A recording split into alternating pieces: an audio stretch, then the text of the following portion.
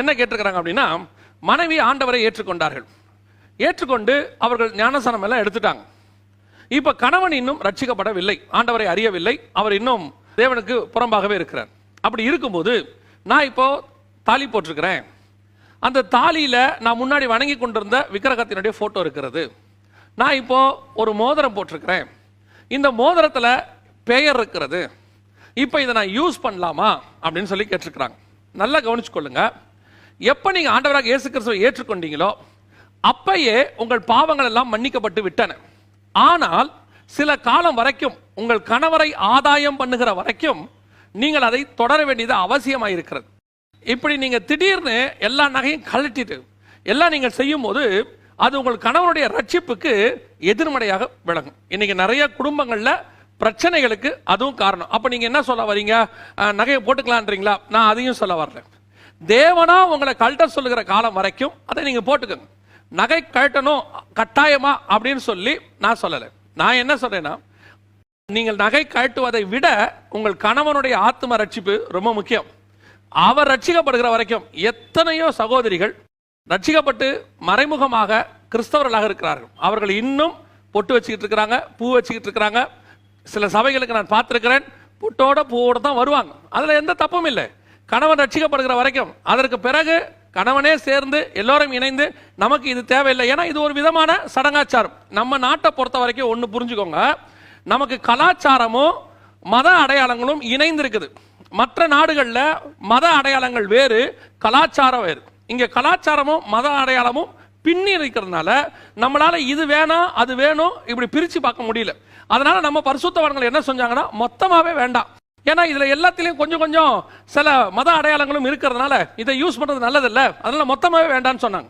ஆனா என்னன்னா, ஒரு குறிப்பிட்ட காலகட்டம் வரைக்கும், கணவன் ரட்சிக்கப்படுகிற வரைக்கும் அது நமக்கு அவசியப்படுகிறது. ஏன்னா அவர் அதோடைய ரட்சிப்புக்கு தடையா மாறிடுது.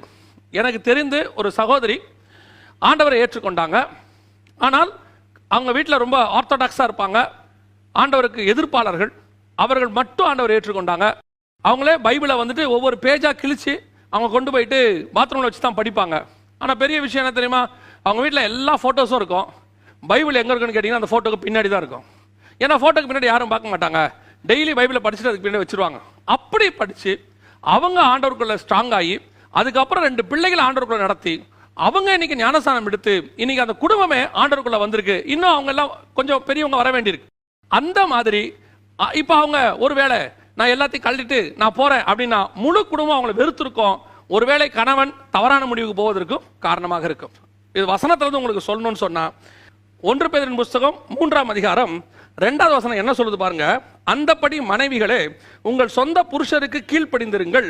அப்பொழுது அவர்களில் யாராவது திருவசனத்துக்கு கீழ்ப்படியாதவர்களாய் இருந்தால் பயபக்தியோடு கூடிய உங்கள் கற்புள்ள நடக்கையை அவர்கள் பார்த்து போதனையின்றி, அதாவது நீங்க காஸ்பலே சொல்லாம போதனை இன்றி மனைவியின் நடக்கையினாலே ஆதாயப்படுத்திக் கொள்ளப்படுவார்கள் அப்படின்னு சொல்றது. அப்படின்னா என்ன அர்த்தம்? உங்களுடைய நடக்கை, நீங்க செய்யற பணிவிடை, உங்களுடைய அன்பு, உங்களுக்குள்ள காணப்படுகிற மாற்றம், உங்களுக்குள்ள வரக்கூடிய சாந்தம், ஆவியின் கனி, இது எல்லாத்தையும் பார்த்துட்டு நீங்க காஸ்பலே சொல்லாம உங்க கணவன் ரட்சிக்கப்பட்டு வரான். ஏன் தெரியுமா? இப்படி ஒரு மாற்றத்தை இயேசு கிறிஸ்துவால் மட்டுமே கொண்டு வர முடியும்னு அவர் தெரிந்து கொள்வார். மாறாக நீங்க சில நேரங்களில் சில சகோதரிகள் அப்படி செய்யறாங்க. சர்ச்சுக்கு வரணுன்றதுக்காக வீட்டில் சமையல் கமையல் எதுவுமே செய்ய மாட்டாங்க. வந்துட்டு ஒருவேளை சபை முடிஞ்சு லேட்டா போகும்போது கணவன் கேட்பாரு, அவர் ஆண்டவர் அறியாத மனுஷன். கணவன் கேட்பாரு, சபைக்கு போறது கூட பர்மிஷன் கொடுத்துருப்பாரு, நீ என்ன சமைக்காம போயிட்ட அப்படின்னு கேட்டா, சர்ச்சுக்கு போயிட்டு வரும்போது இந்த பிசாசு எனக்கு எதிராக நிக்குது அப்படின்னு சொல்லி கணவனை அவர் எதிரிலேயே சொல்றது, இயேசுவின் நாமத்தில் உன்னை கட்டுறேன் அப்படின்னு சொல்றது. இதெல்லாம் மதியீனமான காரியம்.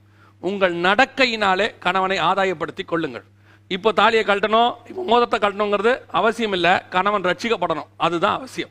அதுக்கு என்ன தேவையோ அதை செய்யுங்க. நல்லா ஜெபம் பண்ணுங்க, உபவாசம் பண்ணி ஜெபம் பண்ணுங்க, அன்பா நடந்து கொள்ளுங்க. உங்களுக்குள்ள இருக்கிற ஆவியின் கனி வெளிப்படட்டும், அவர் ரட்சிக்கப்படட்டும். நீங்கள் ஏற்றுக்கொண்ட பிறகு நீங்கள் 2 பேருமா சேர்ந்து ஒரு முடிவெடுங்க. அதுதான் உங்கள் குடும்பத்திற்கு நல்லது.